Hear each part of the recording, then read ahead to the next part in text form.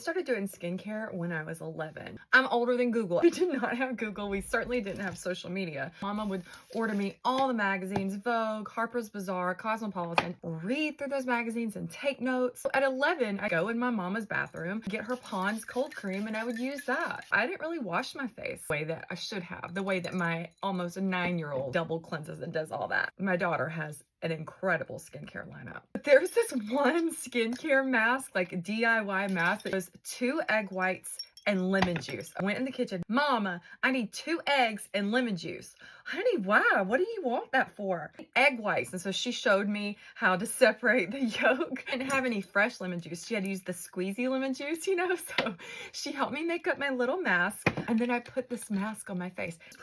It tightened it up. I remember that. I got around 14 and I started using Noxzema. I spent the night off with one of my little girlfriends and what is this? She goes, it's Noxzema. You're supposed to wash your face with it. I was like, oh, okay. And I said, Mama, I really want some Noxzema. Like, okay. Went somewhere and got Noxzema, got Sea Breeze, apricot scrub. That's why I am very confident in telling y'all not to use those types of products. My skin went through it, honey. My mom really didn't grow up doing skincare, so I had to teach myself. 14, you know, you start breaking out a little bit. I also was scouted as a model. I did not have a breakout. My parents let me get on Accutane. I was 15. I was a freshman in high school. I am a big supporter of Accutane.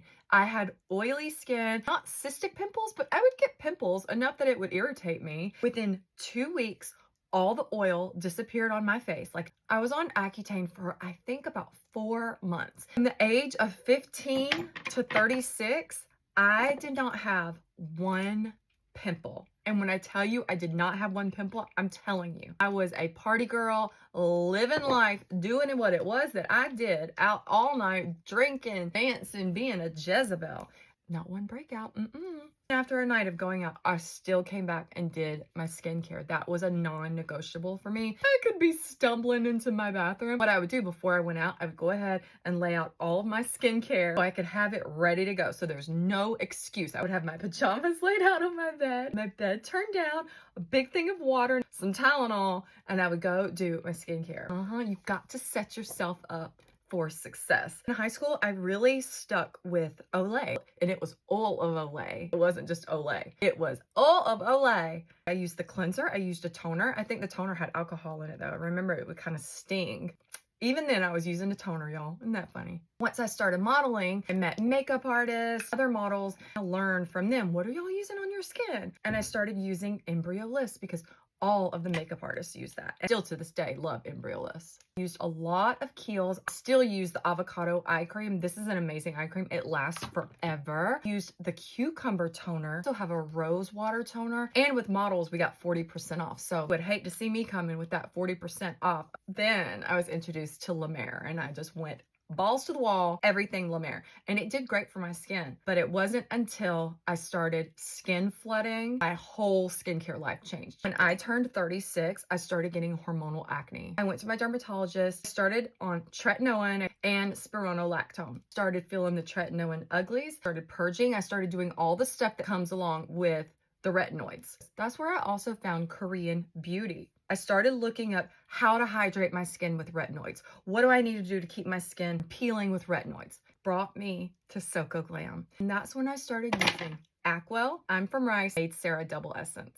These were the 3 right here for years. Started putting tretinoin on after toners because yes, they told me that, oh, you have to put it on dry skin. And in my head, I'm thinking, well, it dries me out so much. Why am I going to put this on dry skin? I don't like that it doesn't spread evenly. I started to kind of play around. I had on my toners. My skin was wet like it is. Like, screw it. I'm tired. I don't feel like waiting 20 minutes. I'm putting on my tretinoin and I'm going. I watch a Dateline. Put on my moisturizer after. It felt amazing to the point that I was like, why did my dermatologist not tell me to do it like this? So that's when tret-on-wet was born.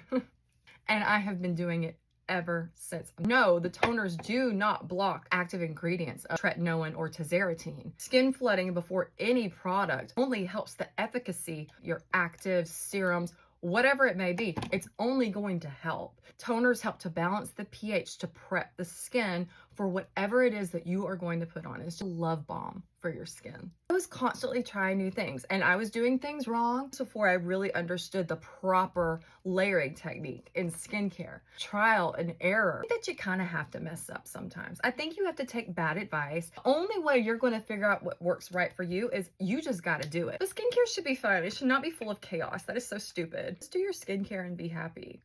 Evening skincare is done.